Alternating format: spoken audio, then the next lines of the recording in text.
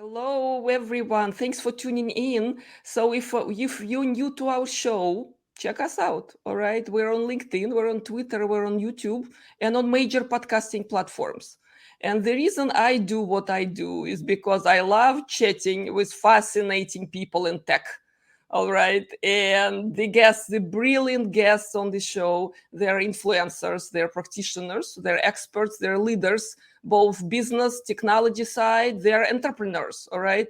So I think I'm in good spot to bring brilliant minds to the attention of my audience because, hey, the tech news, the tech trends, all the involvement that we're reading about, that we're taking part on, it's still overwhelming to me. All right. I'm subscribed to hundreds of newsletters, I think, rats of publications, and yet to make sense of all these interesting things happening in tech world, I bring in practitioners like Eric Nguyen today. Eric, how are you? I'm good.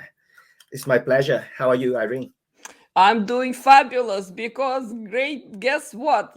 My day is when I talk to smart people, I learn a bit, and when I share it with the audience out there. So, Eric, all right, I know you have practical experience. I know you are the expert in what I would call automation. Okay, it's all from business process to AI to enterprise software. Okay, this happy angle to me, right? When people are skillful and knowledgeable enough. So why don't we dive into something that, let's say, someone who is relatively new to the domain? Okay, because there are lots of people who trying to get a hold of all the information and knowledge. But to me, enterprise automation, the area you have experience on, and now we're blending in understanding of AI. What's the state of the business there now, Eric? Thank you, Irene. I think before we jump into the conversation, is quite broad. I just like to make a step back that for the audience, I'm thinking of the audience. I would say it, don't get yourself overwhelmed with the amount of information because at this day and age, we talk about knowledge generated by human as well as information generated by things like ChatGPT or generative AI. So tons of it. So we can easily get lost and lose our invaluable time and effort. So for the audience, I would say when you think about the topic we're going to discuss today, always reflect with your own experience, with your own context, and see it in a very, like, say, application in the next 3 months or even less than 3 months. Can I pick up something in a month, 4 weeks, or 12 weeks time? So if you have that in mind, you can easily filter out any broad stroke initiative and just focus on the part that you say it is valuable, because you are, at the end of the day, the master of the journey that you're going to make. So I hope we're going to Excellent. closing in that It's an direction. excellent start. Absolutely. So, Eric, in terms of enterprise automation, right? I know we started with business process management discipline some years ago. Okay. And right now we talk about intelligent automation, even with AI insights, right? With all the capabilities that applied AI is offering to the business and technology. So, in your career, right, how did you come about, this knowledge? And maybe if you could share, some of the experiences that you've had along the way. Certainly. Thank you, Irene. I'll be very quick. Maybe I'll start from the end first with enterprise automation, my practical hands-on approach. So I've been through a couple of major enterprise and organization in Australia, in both the private and public sector. We talk about the level of complexity. It was just like, say, you have in the impact it is into the millions of people. So the function behind it is quite evolved over the time. So we talk about vendors, we talk about third party, we talk about a group of independent business function work together behind the scene. So for me, the sense of enterprise automation, it just serves one purpose. It is for the everyday business operation. So you can talk about strategy all day long. I've learned quickly that strategy is like fashion.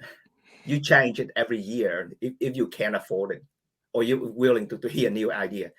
But from strategy to everyday business outcome, that is where enterprise automation play the part alone. So it's just all about, hey, we have huge demand here, highly complicated technology stack behind the scene, and in terms of, like, say, requirement business rules, it's overly complicated, and we have limited time, we have limited resource, but we have enormous customer base here.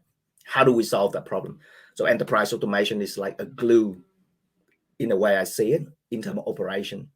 So that was where I picked up my understanding, my experience in terms of not just technology, in terms of process management, which you just mentioned, in terms of AI, how AI actually, and data, how we bring those elements into the big picture without break the everyday operation. It is like you have a team, a sport team. You cannot say you're gonna just have, let's say, basketball. You cannot just say, okay, I will have 6 players. They are all Michael Jordan or LeBron. You can't. It's impossible. So there is certain back and forth thinking in order to make it into function as well for today, but also for the future. Certain gap for growth in the future. So that is the my perspective was built on top of global customer service in telecom industry. That it was way beyond just a service desk. It would include things like, say, I work in the space of, let's say, contract management, in the space of unified telecom, where you talk about, I have soft phone, I have a virtual call center, but beyond those technical stack, how do I make it work every day when things goes wrong? I've learned the lesson of enterprise automation from those moments when things goes wrong, and when you don't have the money, but you have, literally you have 2 seconds to come up with the answer. So it was like a journey of I think over 20 years to learn, to experience, and to say, okay, how we bring technology, people, the people we work with, how do we influence them? Because at this day and age, you work with people that you don't see them, or you don't have the authority to ask them to do. So you have to collaborate or convince or influence. How do you work with people? And then last but not least, it is about understanding the process that you have. The process is where you can actually scale up the impact. So that's my my journey. I have background in business process, in automation, actually. And just to remind the audience out there, right, let's talk a little bit about cost optimization, because sometimes automation technology or initiatives, they're not seen as revenue driving projects. We're going to talk about that. But let's talk about, saving and maybe budgeting the right way. Because again, automation, we know it can optimize process. It can cut costs to a reason. But I need to know your opinion, Eric. Where do you see organizations take the most, I would say, you have the most benefits of thinking about automation initiative, or if they have one in progress, kind of, driving it to the fruitful results? Definitely, I think it is a valid question, and it should be at the back of anyone's in the space of automation, not just the leader, but had to go all the way to the staff or the team member of the project. I use I use this very simple kind of like framework to illustrate my point about value. I would say for automation, there are 2 aspects that you can look into for business value. One, the obvious one, is about productivity, about saving, cost saving. So you do things over and over again to the point where the technology will live up, cut the cost of labor, reduce the amount of error of rework, reduce the waste, reduce the turnaround time. So everything is about that highly efficient, highly productivity. But it is just only one aspect of business value. It could be sometimes you literally you don't see the appealing out of it. I'll share with you the second tips, how you actually can turn things around and see it from a fresh angle. Just think about this. This is like a framework I use. I call it for any operation or any business. Basically, you have three things happens. You have the input and you have the outcome. In between, you call it a process or whatever we call or I used to use the term a black box, because what is happening inside you don't see it. So the cost saving, the productivity, the efficiency conversation we talk about, it all happen within that black box. So if you see the other end, after you have, if you improve your efficiency to the point that you can't see any way out, then I would recommend you to look at from the other end, where we talk about the outcome. Outcome is just basically the all the let's say feature or offer that your product or your service promise and then deliver to the customer. However, it would just only at a point in time. I've learned from marketing this term is called perceived value. The outcome doesn't give the value that the audience or the customer take over the time. For example, your laptop, when you buy it, you say, okay, this is cutting edge, it's great. But after years, after you use it, your perceived value decline. Why? Because certain things happen. It is like human. It's very much like a human aspect, emotion, feeling, and also new need. So you see the outcome, there's a gap, growing gap between the outcome and the actual perceived value. And the customer, they only remember the perceived value. So when things like, say, if you use a service for Netflix, for example, you will forget every single great moment that you are in front of the screen, you enjoy the movie, late night. You only remember the moment that, number one, let's say Netflix, they overcharge you by mistake, by accident. Or two, the disruption of like quality, for example. So it is human, this anchor into your memory. So that perceived value play huge roles in customer service. We talk about, like say, customer advocacy, blah, blah, blah, but it's all come back to that couple of black box where you improve productivity, efficiency, but very little effort to look after the actual outcome and make it in a way that it match with the perceived value. So automation for me also have the real potential there, and actually I put it in practice as well. We didn't talk about technology at all right? And a lot of my guests, a lot of experts out there, they're really technology agnostic. Okay, so in a way, it doesn't much matter, okay, which vendor you go after, if you're a Microsoft shop or maybe you're a AWS shop or so on and so forth. So what's your take on it? I mean, yeah, I probably know the answer, but let's go for it. I think that's a great question in terms of you have problem, but you don't know which one you can you can focus on. Excuse me. And then you have so many answers from vendors, from the community of practice. However, I think the missing part is the context, the business context. Like say 2 years ago, things so different from now. And in the next 6 months, for example, or 12 months, the topic of today's conversation about practical application of AI in enterprise automation, it reminds me of the point in time we are at right now. It is where we talk about the economic downturn, we talk about the budget pressure, and there's also the expectation of value for money, literally now.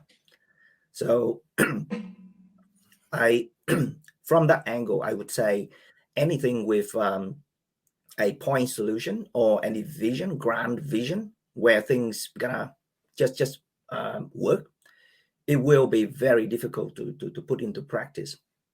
So in my opinion, back to your question, it is all about back to the basic. If you are in, like say, this situation, practical advice, let's go back to the basic with what you already have right now, with the people, with the process you have. And back to the basic, it could be, okay, let's improve the productivity, the throughput, or can we deploy, can we look into and be creative and look into the part where, okay, I have the outcome. Can I do some value added service with automation, with AI, and with people to actually, number one, generate more revenue. Number two, improve that kind of like value proposition of the product. So it will justify the investment and the effort and the level of risk. Let me just share with one quick example of the value added work with automation or intelligent automation. It was a while ago, back in the day when managed cloud like hosting is was still relatively new. So I work in a in a team where they will have one team member to basically go through various account for the client and just basically check for the current status of their account on the cloud, and then mitigate if there was something unusual around, let's say, the usage around, let's say, thing that should not be there in terms of, like, say, account, the number of account, like, say, was over than what we provide supposed to manage for the client. That was okay, but the thing was, for client, they because they only pay for the basic like package, and then I've seen it. I said, okay, it literally took them, like, say, one person to spend about almost, like, say, 6 hours of his or her 8 hour a day, like I said, every day. So just go through, do that kind of like repetitive work, but it is not, like, say, but they have to check in a number of spots and then collate it into a report before making certain action, and even like communicate with the client. So I asked the product owner, hey, why don't you do something else to improve that? Why you have to waste almost like one of your team members on this task? And he said, no, that was his or her job. And then number two, there were limitations in the platform that we use. It was back in the day when things still, like, say, very limited in terms of functions. And number three, because the client, yes, they can have premium service, but the current number of customer that we have, they haven't moved on into that premium space. So he said, okay, my hand is tied. I cannot spend any investment. I cannot replace this person with someone else. And I said, okay, let me think, let me try. So then I talked to my GM, just basically present the fact, the evidence, and get his permission to say, okay, let's do a trial. So the trial is very simple. We will automate that kind of like process, but then we added a couple of feature, like, say, forecasting, as well as hygiene, kind of like account activity. Bring it into one new automation. We say, okay, this is like, let's try it. So this is slightly better than the basic, but not full scale premium package. We then say, okay, let's run it. And surprisingly, we not just save the hours that we spend. Now we only run, literally, you don't run, you don't take 6 hours for the bot to run. This was only about less than an hour, where we have the report, we have the action ready for the team to follow up with the customer and vendors. But then the key part, the value added part here is the customer now, they know in advance that their account, the bill, gonna be this much, compared to in the past. because everything is just basic. So the team tend to leave it until the end of the month, where we have the billing cycle to reconcile all the figure and send to the client. So now literally we can give them the projection by the end of the day, or we can leave it for the week, so they know in advance to say, oh, it looks like we overspend on on a cloud account. So the feedback was overwhelmed. The customer, they said, okay, it was great. Where do we go from here? We advised them, okay, we can move you into the premium space where you will have more control of your spending. And they were very happy. So at that point in time, I realized that the value added work, it doesn't come at a cost of the current labor or the extra investment significant. It was just about you connect the dot and you actually see it from a fresh angle and listen. It is not about you. The thing I think I've seen it now, that, like, say, whether we talk about automation, we talk about data, we talk about like AI. If you think that you are the hero of the day, then you are likely not being able to scale up the impact and really drive something meaningful to the business and to the user. You have to be humble. Keep that. Be humble and be open. Be honest. If you think that, okay, I'm the hero of the day, I've solved this problem. No. It feels good though. It does feel good. Don't you agree? Yeah, I absolutely. think so. Yes, feel good, but don't be a hero. When you implementing the solution, right, you're affecting people who work with this particular application or system or in this department, all right? And I always bring, the empathy element to what we do, right, as practitioners, but at the same time, the buy-in. What I find is that, you have to have stakeholders, all people who will be affected by change, all right? They have to not only agree with whatever comes their way, because they will be resistant. We're humans, okay? We don't like many changes, by the way, none of us, all right? But if we get the buy-in from the organization, from top to bottom, bottom to up, all right, people more motivated, right? People willing to help, people really thinking what you said, right, creatively, and solving problems where, again, they're not going to be additional investments or any of huge spending going on. So in your opinion, what's the best approach, sort of like kind of getting this buy-in? It's not easy, right? It's influencing, it's sort of, right, making it all making sense. So what's your experience? My experience in terms of it's just my personal approach. Buying, I think it is the ultimate goal, but I like to break it into 3 stages. The very first stage was around, okay, the idea. Where to from the idea? Okay, I have a great idea. Then I want it to be something that is tangible. So there are 3 couple of stages I think of. First, idea to concept. The buy-in there was just relatively around the end user, around, like, say, technical, around, like, say, existing process, where we can follow the process or we can bend it, bend the rules, not violate it, bend the rules, and be transparent around, let's say, the reason why. So we have the concept. Then from concept to the next stage, where you actually have to manage up, manage around, and manage down, where you actually socialize the concept. At that point in time, I will not say, okay, I have a business use case. I don't say the word use case.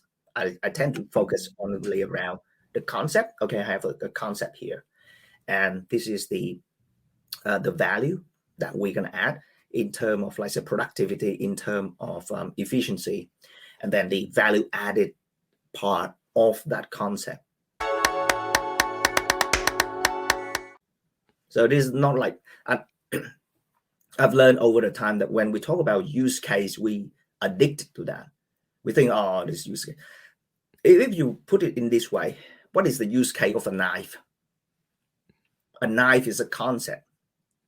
What is the business use case of a knife? Do we think that it is feasible to even now think, oh yeah, a knife can cut, so what? Oh, it can be in the hand of the surgery or butcher, or even like yourself at home. Are these the real business use case we talk about? If you think about, let's say, the concept, yep, a knife is a concept, then the application is different from just the concept. So I tend to walk away from that use case conversation, because when you talk about use case, people will say, what is next? That they did not realize that, okay, the concept and the application, there are multiple paths. So you don't just jump in ahead. Okay, so we have idea to concept to that kind of socialization of the not just the feedback, but actually it is the support and the advocacy, and people start to chip in their opinions that kind of like influence into the concept. So that's how I see we're going to start to build up that buy-in and release those tension. We must be able to give our couple of branch out a chance to tough up, to be resilient enough in the real world. And after that socialization, where we gather feedback, consultation, go back and forth, then the next stage it is around where we pitch it into to the board, to the executive. So the buy-in for me, it was all the way back from idea to concept. So we need to build that kind of like we gather the data, we harvest the insight, and we build up that kind of like ecosystem from people and business impact along the way. We don't just go to jump into the pitch deck. Okay, here's my vision. This is a problem we try to solve. This is a technology we bring in. Please sign the check. I think the buy-in the end, it was how you actually you build up from the ground. You build that up, so the board will basically check. Okay, have you done enough check through various layer or hierarchy? If it is convincing, and they see that I think is timing. Timing is critical, especially like this current point in time where every single dollar gonna be scrutinized. So if you can say, okay, this is just not just the burning question from the front staff, but also from the client and how it related to the actual revenue stream. I always say to my client as well as my teams is about automation, whether we talk about just the pure RPA, robotic process automation, or we talk about intelligent automation, or AI plus advanced analytics and automation. Ultimately, it is about two simple things for executive. Does it save money? Does it make money? You save money. You remember the framework I mentioned: productivity, efficiency, save money. Can it make money? It's about the part around the perceived value after you have the outcome. So you make money there, you save money here. So now it basically drives that conversation to the point where, is it practical? Is it timely? And what is the risk? Especially with the introduction of AI into enterprise, I would say at scale, right? We see it right now. The pressure is on. A lot of big promise around, okay, we're going to invest huge amount of money into AI. But the real question is, how do we make money out of it? How do we save money out of it? So in order to have, okay, if you have a great idea, excellent, but try to link it with these two goals. And have these answers ready, right? Because you will be asked, right? And you will be liable for demonstrating those results. Wow, excellent. Always asking my guests a few takeaways, okay, that we want to remember this talk by, because we did talk about the aspiration, the idea, right, the technology, but also very practical considerations when it comes to investment and demonstrating results. Maybe a few points you want to share in conclusion. Okay, so few point, very quick point. As I mentioned, when you see operation as something very much like, say, a simple, just like, say, draw a diagram, a simple diagram, and build your idea, your concept, your key point around it. We talk about input, we talk about outcome, we talk about the black box of operation and the perceived value at the end next to the outcome. So if you have multiple point of attack there and map it with time, resource, and also business impact or business priorities. So all of a sudden you have, at least you have some roadmap. And then from that point, if now we say, okay, I want to know how I can bring AI into this space, but in a practical application, I want the answer now. Put it that way. I can say, okay, easy. We can think about a couple of like principles before we jump into those kind of like experiment. Put it as an experiment. Number one, back to the basic. It is not about, okay, what you see as good. It is about, can you quickly pick up pain point or potential from let's say client's perspective. If it's small enough in terms of, let's say, even time boxing, 2 weeks. Can I do something in 2 weeks with what I have right now? That is the first principle, back to the basic. And then second is about time box.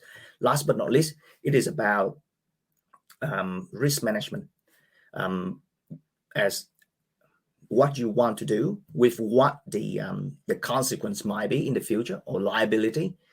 You have to take it seriously in terms of, like, say, data breach, in terms of legal issue, in terms of even, like, say, the buy-in, because you might have a brilliant idea, but it may be too early. At some point in the organization, the answer will be no, or even, like, say, you start and you make it almost to the end. The answer is still no, we don't want it. So be ready for that aspect in terms of risk management. Now to the second part of, let's say, okay, walk away. Can I get some idea and I can try?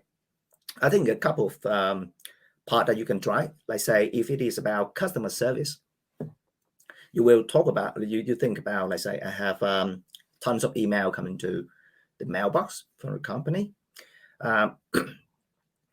Normally those conversations will highly unlikely having, like, say, those important information or sensitive information. Normally we're just like very generic. Let's try small, use automation to just extract, like, say, the content part, and then use available AI tools where you can do the data extraction out of it. Just to think about it as, like, say, a 2-week experiment to build up the capability and understanding. And then if it worth it, hardening it. So basically, it's like in customer service, the turnaround, the response time is critical to the customer as well as the multiple internal teams.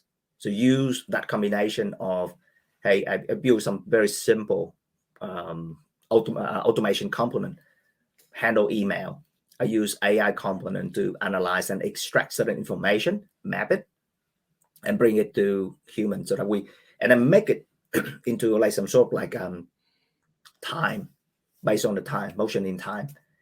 If you can say, okay, yeah, it works in customer service, great. So that's a concept, one concept in customer service.